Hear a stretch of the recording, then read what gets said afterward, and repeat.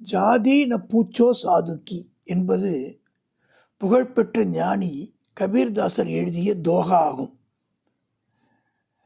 அதாவது ஒரு ஞானியிடம், சாதுவிடம் அவருடைய ஜாதியை பற்றி கேட்காதீர்கள். அதற்கு பதிலாக அவரிடம் உள்ள ஞானத்தை, அறிவை பற்றி தெரிந்து கொள்ளுங்கள். இதை புரிஞ்சுக்கிறதுக்கு கபீர்தாசர் ஒரு அழகான உதாரணத்தை சொல்கிறார்.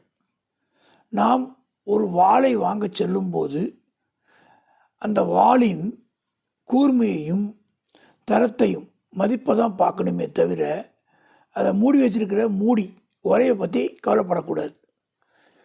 ஜாதி ந பூச்சோ சாதுக்கி பூச்சி லீஜியே ஞான் மோலு கரோ தல்வாருக்கா படா ரகன் தோ மியான். ஜாதின பூச்சோ சாதுக்கி, சாதுவுடைய ஜாதி கேட்காதீங்க. பூச்சி லீஜியே ஞான், ஞான்னா அறிவை பற்றி தெரிஞ்சுக்கிங்க. மோலு கரோ தல்வாருக்கா படா ரகன் தோ மியான்.